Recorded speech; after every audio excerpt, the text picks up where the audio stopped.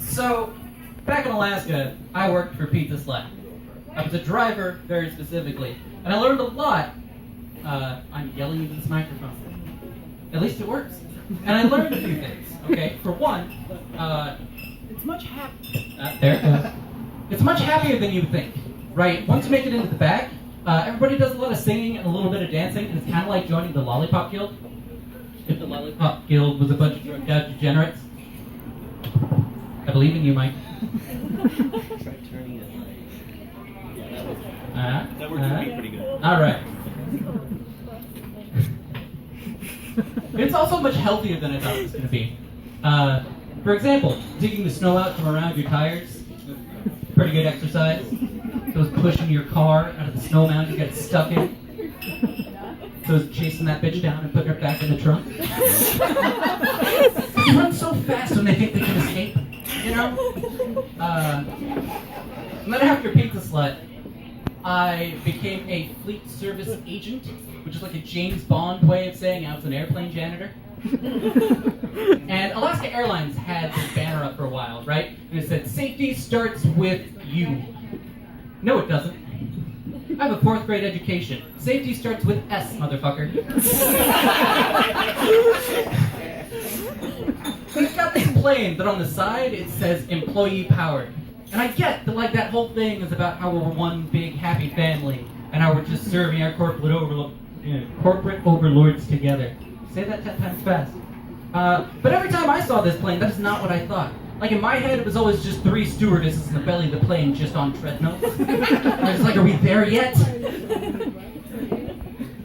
And now, I think now that I work for UPS, I am allowed to use the phrase, "What can Brown do for you?" as a pickup line. But I think about it, and there are definitely better places in history where that line could have been used. Like at one point, we switched from having white slaves to black slaves. Stay with me. And I think right then would have been a great time to be like, so I know he looks funny, but just ask yourself, what can Brown do for you? Please don't kill me.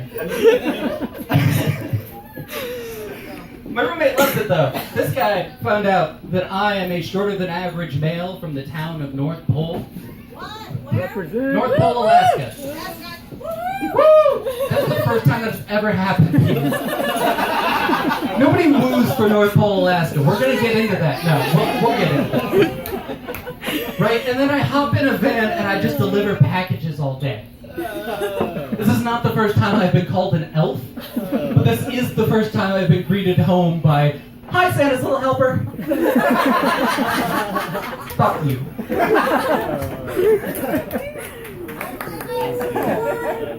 So coming from North Pole, Alaska, there are a few things you need to know. One, it is exactly what you think it is. It is Christmas all year round, every day of the year. And it turns out that Christmas is a lot like Vegas. It's great to visit, but you don't want to live there. If I take shrooms back home, and I go on a walk, and on that walk, I see some jolly red fat fuck being dragged along by his 8 retarded moose, the only thing I'm going to think is, wonder when this shit's gonna kick in. We have a man who legally changed his name to Santa Claus. He is now on our city council. You know, we're not a bright bunch. The upside is that, like, Santa can probably now get all of those ho-ho-hos he's been asking for. But he's probably gonna have to do something about his slave labor tactics. Like, he's probably gonna have to give them a vacation. I feel like that's a thing they're gonna make him do. Good thing, because now I have a job. In an interview a couple weeks back, though, he did say that he's entirely about weed. Like, he is all for the legalization of pot. So if I don't get an 8th in my stocking this year, I'm gonna be super disappointed. Oh, good. I'm glad you liked that. I'm glad you liked that one. So, acquiring pot in Alaska is very different than buying weed in Oregon. In Alaska, you get hold of some sketchy dude your friend saw at a party once, and you meet up in his dingy crack shack, and you give him an amount of money of his choosing, and he gives you some weed. Here, your dealer is your best friend. He shows up, he smokes you out, you guys play some Smash Bros, and then he unpacks. I did not know you could unpack weed until I got here, okay? He sets up shop like it's in a Zelda game, except all of the glass jars are filled with delicious green nuggetiness. I'm glad one of you thinks this is hilarious.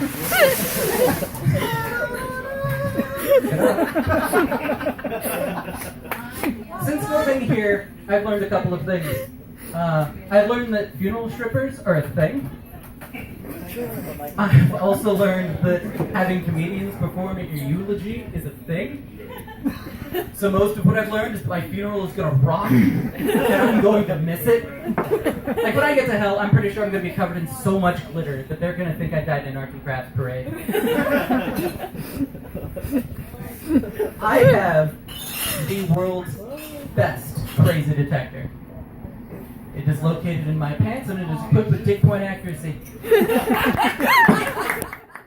For example, I have an ex-girlfriend who got upset with me because I didn't defend her in an argument against somebody else earlier that day. And the way she decided to show me that she was upset by this was to punch me in the face. So when I woke up, I decided she could defend herself. Handjobs offend me. It's not really a joke or anything. It's just something I think a few of you needed to know. Probably not you.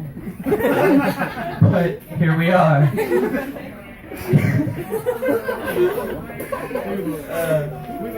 So normally, when a friend of mine gets infected with baby, I do the right thing, and I cut myself out of their life.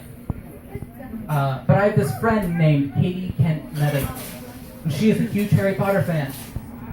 And so she named her first kid after one of her favorite characters, Sirius Black. One of you is fast. This kid's name is Sirius Nutting, okay? I thought I had like a super porned up name with Kris Cox. Like I thought I was gonna have to do that, right? But it turns out no, I can still go be like an architect or something. But no, if this kid walked in and he was like, "Hi, I'm here to design your house," and the guy's like, "Really? What's your name?" "Sirius Nutting." "No, you're not. Get the fuck out." In 16 years, I'm not seeing his name scroll by as I'm wiping myself down. I'm gonna be disappointed.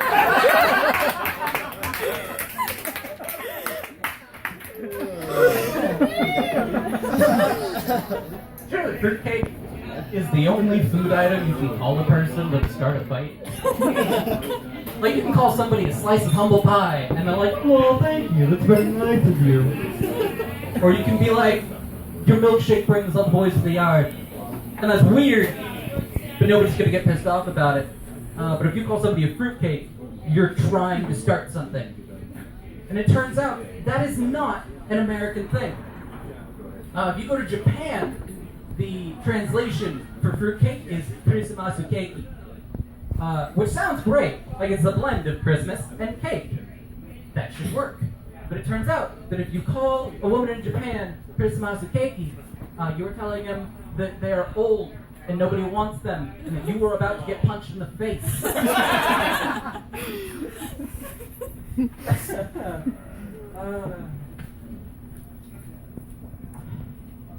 So I've given up on bagels.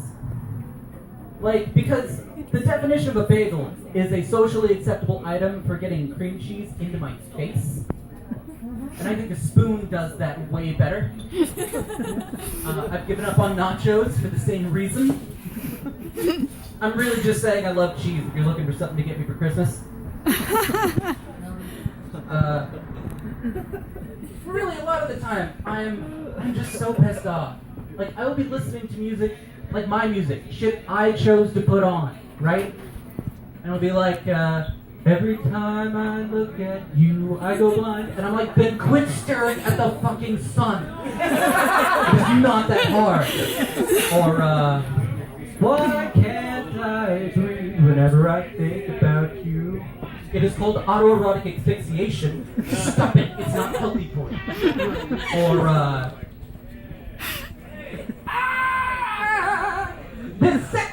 on fire. And that's why you are not supposed to fuck Boy Scouts. They're trying to do one thing and one thing only, and that's just start a fire with the least amount of friction possible. The other day, I was sitting at a Denny's. It was obviously a firefighter shirt, because on the front it said firefighter. But on the back, it said, we fight what you fear.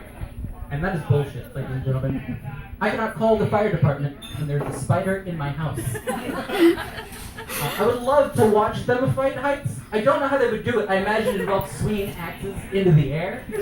And that would amuse me for hours. Can you believe those fuckers don't even fight my girlfriend for me? And I think that's going to wrap me up for tonight, ladies and gentlemen.